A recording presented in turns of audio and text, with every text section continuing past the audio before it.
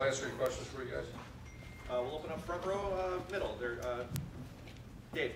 Coach, when we were out there, it looked like Joe Burrow and Dwayne Haskins were kind of rotating back and forth. Can you just kind of give an assessment of where the quarterbacks are as far as the pecking order? Yeah, I think it's what you expect. It's what I expected. I think we all know Dwayne kind of finished the season and finished it strong against the team of North. Joe, before his injury, was neck and neck. So this is going to be, we're trying to do the best we can to make sure they have equal opportunity to compete. And I'm going to throw Tate Martell's name in there as well, too. That he's earned the right to compete as well. So we're going to do the best job we can to make sure we play quarterback. That's everyone's dream, be the starting quarterback at Ohio State. Just make sure we're doing it right.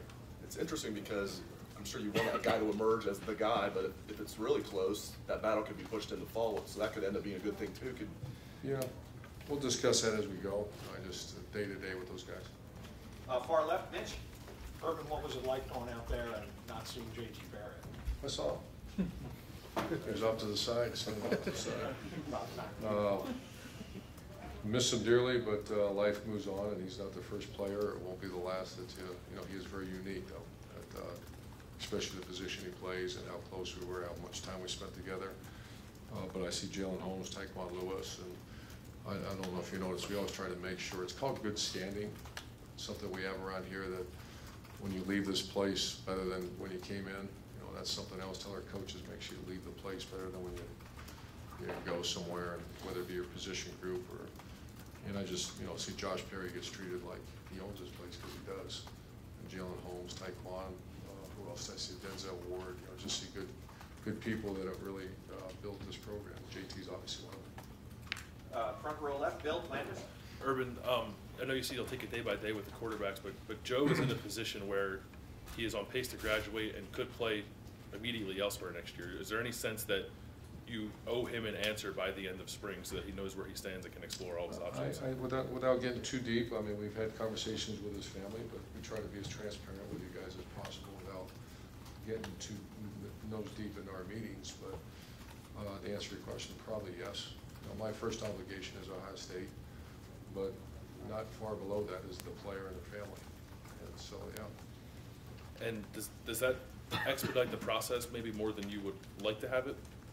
Because sure, I'd love to have them both in the fall and let them keep battling it out. I like that. We've had that before here, and I just think that keeps people on pins and needles. And performance, it's science. That performance is better when you have someone.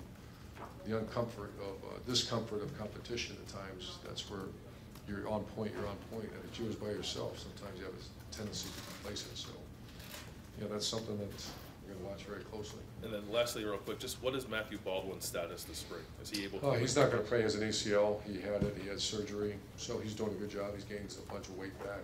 He's here. He was out there today. But they're very, very cautious with it. Second row left, Ari. Right now, Urban, you guys are 3 scholarships over, I think, or 2 scholarships over the limit. Do you have any roster changes or any players that aren't going to be returning or anything that is going to get you guys under 285? You kind of caught me off guard right now. I don't know. Anybody that's medical or something like that? Not that hasn't been out there at this point. Okay. I know that you're being asked a bunch of questions about the quarterbacks, but is there a perfect plan in place? Is there like a way that you would like to see it play out in terms of timing and how it's going to happen? Would you like to go into the summer with a guy? Because I know that usually you say in the fall you're trying to get ready for a game. Is it better at the quarterback position to have a guy in the summer? I'd say perfect scenario. I'd say yes, but we don't live in those kind of scenarios usually. So I told you I've had it several times where you're nip and tuck with 2 guys going after each other for that spot, or going after the backup spot. I just love competition. So, who's our tailback going to be? You ask Mike Weber, he thinks he is. JK thinks he is. And to me, that's the coach's dream, to have 2 people of that quality that are swinging. Antonio had a change of demeanor too. Antonio walks around like he just wants to be the tailback. That's the perfect scenario, GSA for a coach. I wish I had 2 guys that were leaving Springston. I'm the quarterback. And but I don't want to. This practice once, we'll find out. Front row right, Tim. Yeah, Urban. Just to clarify for people, when you look for a starting quarterback, what is it will make one guy better than the other in your mind? Well, I think in recruiting, and then also just, you've heard this before, but I like talking about this stuff because that's true. And competitiveness is number one, toughness is number two, leadership is number three, intelligence is number four. And those are the things, and then at that position, then you start breaking off into positions, like extend the play, the ability to make something out of nothing. So that's how we determine who we recruit, and that's how we determine who's going to start. I was going to say, and do you try to put those guys in those kind of like positions throughout the spring? Is that Throughout the winter and yeah, spring. Yeah. We've been doing it since January.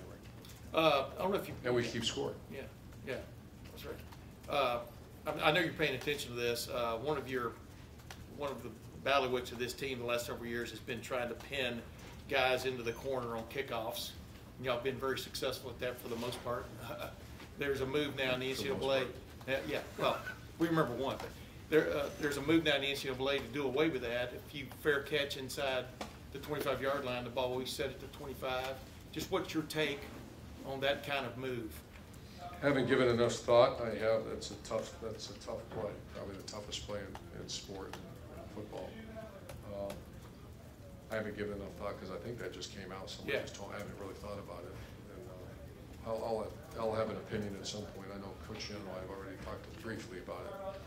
But kickoff. If the history lesson around here, kickoff has been dynamic. I know we've had a couple of bad ones, but when you start talking about the accumulation of yardage gained by pinning the team down in our 10-yard line, we did a 6-year study of it, and it's been overwhelming positive. So that's a weapon that we're taking away from us. Yeah. So right now, though, would you be for it or against? I mean, would you have? I mean, I don't know. You weren't even asked about it. Yeah. Okay.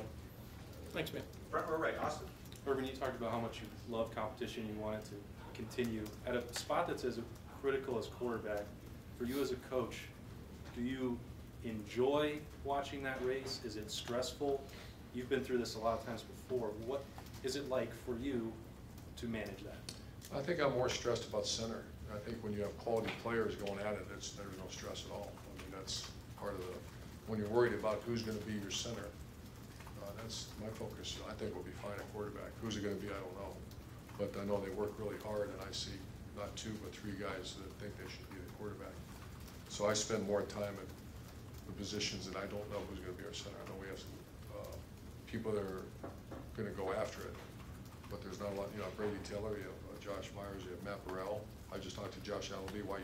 Josh Elby, look at that kid walk around here. It's a great-looking player, to get that spot. So there's zero stress, minimal stress when you have great players that are competing. It's a lot of stress when centers are every bit as important as a quarterback. That just, I don't know if they're great players or not.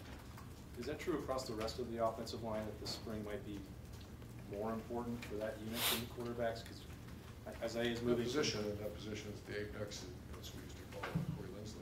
Yeah, there's a lot of pressure on that one. Front row left, Doug.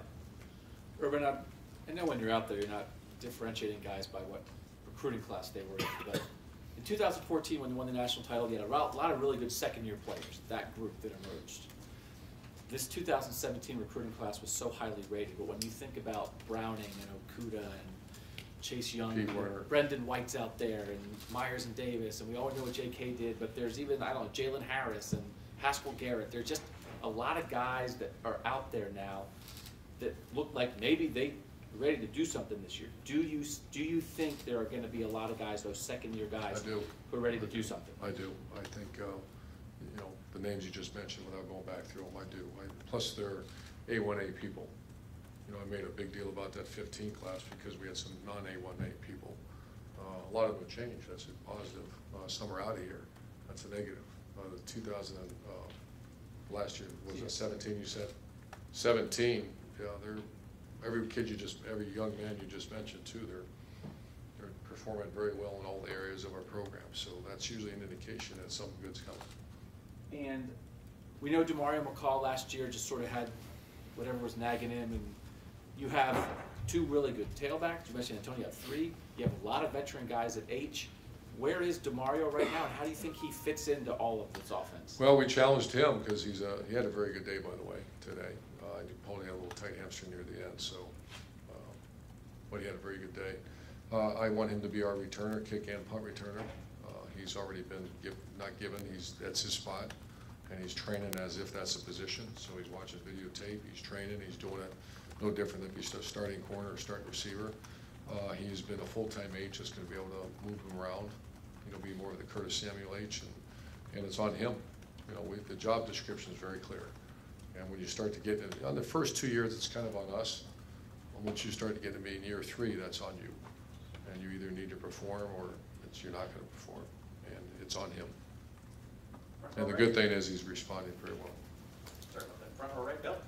Yeah, what is the status of Dante Booker right now? Dante Booker had this, oh yeah, there was some kind of an article or something where, yeah, sources. Let me say this quickly about sources. If there's a source that you're tuned to, you just realize it's immediate termination from our program. So when you work hard to get sources, we ask you not to talk to our players. And I understand everybody's got jobs to do. I do too. It's instant termination if I hear that's going on. And that's going to be real. When I first got here, it was ridiculous what was going on. I'd have a team meeting and 2 minutes later it'd be out and about. And so I'm watching that very closely. That I just, when I hear things like that, and the mom calls me darn near in tears and saying, where's that coming from? First of all, I'm going, what coming from where? And then someone gave it to me and I said, where was this? So I met with Dante. I asked the mom, or no, she called me. And he plans on being a Buckeye. He's in a very difficult situation. He's gone through 2 shoulder surgeries. He just finished his second one. One was a rotator, which is a very hard surgery. The other one was a labrum surgery. He just had it, what, a week ago, Jerry? Or maybe a week ago. A little bit longer. Yeah, just had it, and so he's in a fight now. He does graduate. His plan is to, if his plan is anything other than focus on rehab, then. And his plan is to be, he told me, to be an Ohio State Buckeye, and I'd rather people leave him alone and let him go be an Ohio State Buckeye and work as hard as he can. He was the starter last year, then things happened, and if he's healthy, where does he fit? Hopefully he's a starting linebacker at Ohio State. And as far as the defensive line goes, I was just in Indy, 3 guys are there, Tracy Sprinkle's gone. What do you think of what that unit is going to be this year? The D-line? Yeah. I think exceptional. I think we lost, you see him walking around out there, Taekwon and Jalen. Obviously Hub's not back yet, but those 3 guys. But you got some elite players behind them. Cooper looks fantastic. You got Chase Young, and you got obviously that Bosa guy, he's pretty good. And then Larry did a great job recruiting inside guys. So I think the standard's been set. We just can't drop below that. Got time for a couple more far left back.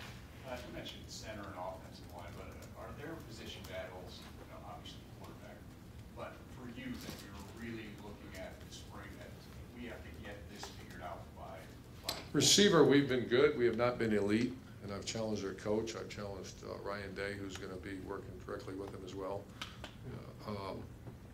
I think we've been really good. We were elite in 14.